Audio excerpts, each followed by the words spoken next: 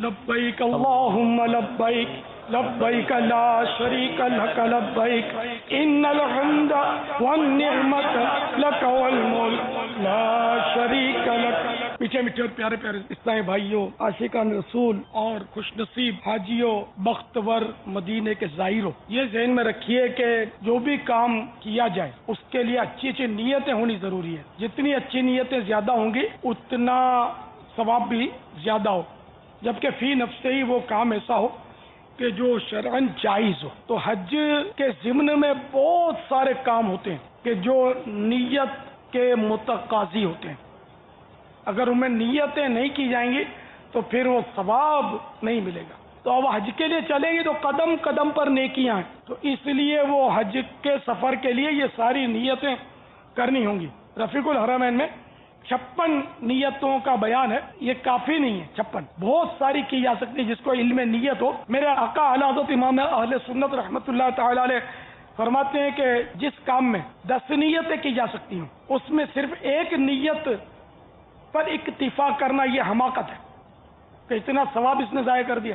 10 نیتیں کرتا تو ثواب بہت بڑھ جاتا اس کا، مگر وہی کہ علم نیت ہو کہ ثواب کی نیتیں وہ واقعی ثواب کی نیتیں ہوں بھی۔ باپا یہ جو نیتیں ہیں یہ جب گھر سے روانہ ہوں گے اس وقت کرنی ہے، یا آج یہ آئے ہوئے ہیں یہ آج بھی اس سفر حج کی نیت کر سکتے ہیں؟ حج کا فارم لینے گیا واہ، تو اس راستے میں بھی نیتیں ممکن ہیں، فارم لیا تو اس میں ممکن ہے۔ اب اس فارم کو میں درست پر کروں گا یہ بھی نیت ہو، فارم لینے کی نیتیں، جانے کی نیتیں، فارم پر کرنے کی نیتیں، جمع کروانے کی نیتیں، موقع موقع کی نیتیں، تو قدم قدم پر بہت ساری بن جائیں گی۔ تو نیت پہلی صرف رضا الہی عز و جل کے لیے حج کروں گا۔ قبولیت کے لیے اخلاص شرط ہے، اور اخلاص حاصل کرنے میں یہ بات بہت معاون ہے کہ ریاکاری اور شہرت کے تمام اسباب ترک کر دیے جائیں۔ فرمان مصطفیٰ صلی اللہ تعالی علیہ وآلہ وسلم، لوگوں پر ایسا زمانہ آئے گا کہ میری امت کے اغنیاء یعنی مالدار سیر و تفریح کے لیے، اور درمیانے درجے کے لوگ تجارت کے لیے، اور قراء یعنی قاری دکھانے اور سنانے کے لیے، اور فقراء مانگنے کے لیے حج کریں گے۔ نیت نمبر 2، اس آیت مبارکہ پر عمل کروں گا۔ وَأَتِمُّ الْحَجَّ وَالْعُمْرَةَ لِلَّهِ، ترجمہ کنز الایمان، حج اور عمرہ اللہ کے لیے پورا کرو، جبکہ عمرہ بھی ساتھ ہو یا بعد میں عمرہ کرنے کا ذہن ہو، تو اس میں عمرے کا بھی تذکرہ ہے۔ حاجی کے لیے ایک نیت یہ ہے اللہ عز و جل کی اطاعت کی نیت سے اس حکم قرآنی وَلِلَّهِ عَلَى النَّاسِ حِجُّ الْبَيْتِ مَنِ اسْتَطَاعَ إِلَيْهِ سَبِيلًا، اور اللہ کے لیے لوگوں پر اس گھر کا حج کرنا ہے جو اس تک چل سکے، پر عمل کرنے کی سعادت حاصل کروں گا۔ حضور اکرم صلی اللہ تعالی علیہ وآلہ وسلم کی پیروی میں حج کروں گا۔ والدین کی رضامندی لے لوں گا، اور بیوی شوہر کو رضامند کرے۔ مقروض جو ابھی قرض ادا نہیں کر سکتا تو اس قرض خواہ سے بھی اجازت لے۔ اگر حج فرض ہو چکا ہے تو اجازت نہ بھی ہو تب بھی جانا ہوگا۔ ہاں عمرہ یا نفلی حج کے لیے والدین سے اجازت لیے بغیر سفر نہ کریں۔ یہ بات غلط مشہور ہے کہ جب تک والدین نے حج نہیں کیا اولاد بھی حج نہیں کر سکتی، یعنی ماں باپ نے حج نہ کیا ہو تب بھی حج فرض ہونے کی صورت میں اولاد کو حج کرنا ہوگا۔ چلتے وقت گھر والوں اور رشتہ داروں اور دوستوں سے قصور معاف کرواؤں گا، ان سے دعا کرواؤں گا، زبان اور آنکھ وغیرہ کی حفاظت کروں گا۔ نصیحتوں کے مدنی پھول صفحہ 29 اور 30 پر ہے، حدیث پاک میں اللہ عز و جل فرماتا ہے اے ابن آدم، تیرا دین اس وقت تک درست نہیں ہو سکتا جب تک تیری زبان سیدھی نہ ہو، اور تیری زبان تب تک سیدھی نہیں ہو سکتی جب تک تو اپنے رب عز و جل سے حیا نہ کرے۔ نمبر 2، جس نے میری حرام کردہ چیزوں سے اپنی آنکھوں کو جھکا لیا یعنی انہیں دیکھنے سے بچا، میں اسے جہنم سے امان یعنی پناہ عطا کر دوں گا۔ اپنے لیے اور تمام مسلمانوں کے لیے دعا کرتا رہوں گا۔ نمبر 13، سب کے ساتھ اچھی گفتگو کروں گا اور حسب حیثیت مسلمانوں کو کھانا کھلاؤں گا۔ فرمان مصطفیٰ صلی اللہ تعالی علیہ وآلہ وسلم، مبرور حج کا بدلہ جنت ہے۔ عرض کی گئی یا رسول اللہ صلی اللہ تعالی علیہ وآلہ وسلم، حج کی مبروریت کس چیز کے ساتھ ہے؟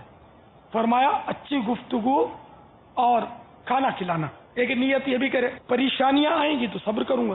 امام غزالی علیہ رحمۃ اللہ الوالی فرماتے ہیں مال یا بدن میں کوئی نقصان یا مصیبت پہنچے تو اسے خوش دلی سے قبول کرے، کیونکہ یہ اس کے حج مبرور کی علامت ہے. تمام خوش عقیدہ مسلمان عربوں سے وہ چاہے کتنی ہی سختی کریں میں نرمی کے ساتھ پیش آؤں گا. بعض لوگ عربوں کو بہت برا بھلا بولتے رہتے ہیں، وہ بہار شریعت کے جزئیے پر غور فرمائیں. بدوؤں اور سب عربیوں سے بہت نرمی کے ساتھ پیش آئے، اگر وہ سختی کرے بھی تو ادب سے تحمل یعنی برداشت کرے. اس پر شفاعت نصیب ہونے کا وعدہ فرمایا، خصوصاً اہل حرمین، خصوصاً اہل مدینہ. اہل عرب کے افعال پر اعتراض نہ کرے، نہ دل میں کدورت یعنی میل لائے. اس میں دونوں جہاں کی سعادت ہے. بھیڑ کے موقع پر بھی لوگوں کو اذیت نہ پہنچے اس کا خیال رکھوں گا، اور اگر خود کو کسی سے تکلیف پہنچی تو صبر کرتے ہوئے معاف کر دوں گا. حدیث پاک میں ہے جو شخص اپنے غصے کو روکے گا اللہ تعالیٰ قیامت کے روز اس سے اپنا عذاب روک دے گا. مسلمانوں پر انفرادی کوشش کرتے ہوئے نیکی کی دعوت دے کر ثواب کماؤں گا. سفر کی سنت اور آداب کا حتی الامکان خیال رکھوں گا. احرام میں لبیک کی خوب کثرت کروں گا.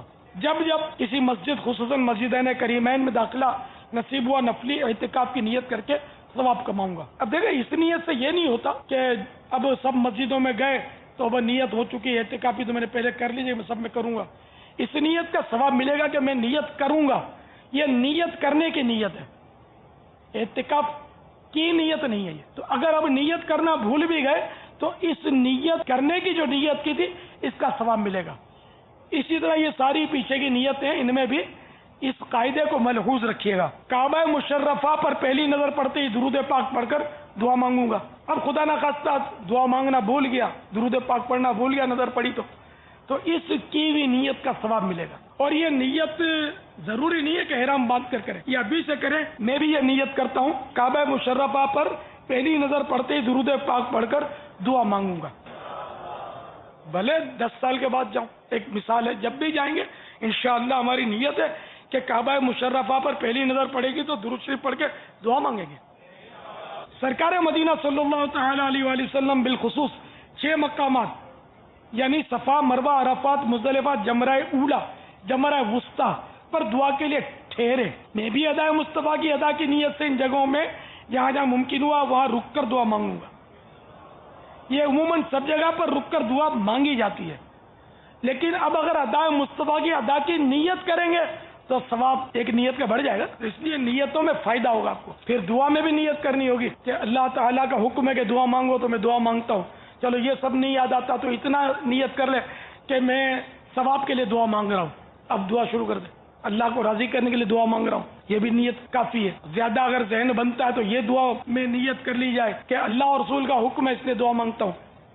تو اللہ اور رسول کا حکم تو ہے دعا مانگنے کا، سنت ہے اس لیے دعا مانگتا ہوں. تو آقا کی سنت بھی ہے دعا مانگنا. تو اگر ذہن ہوگا تو دعا کرتے وقت دیگر مواقع پر انشاءاللہ عز و جل نیتوں کا ہجوم آپ کی طرف ہو جائے گا جبکہ ذہن بنے.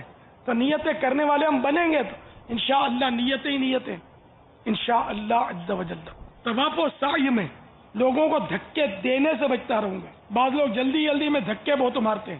مسلمان کو ایذا پہنچانا توبہ تو جان بوجھ کر کسی کو اس طرح دھکے دینا کہ ایذا پہنچے بندے کی حق تلفی اور گناہ ہے، توبہ بھی کرنی ہوگی اور جس کو ایذا پہنچائی اسے معاف بھی کرانا ہوگا.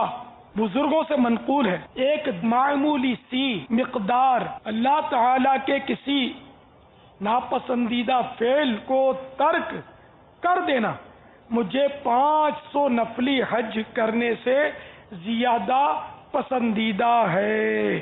سعادت سمجھتے ہوئے ثواب کی نیت سے مدینہ منورہ زادہ اللہ شرفوں و تعظیمہ کی زیارت کروں گا.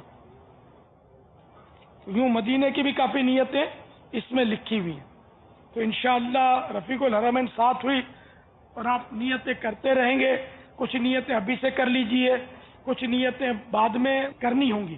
صلو علی الحبیب صلی اللہ تعالی علی محمد. لبیک اللہم لبیک لبیک لا شریک لک لبیک ان الحمد والنعمت لک والملک لا شریک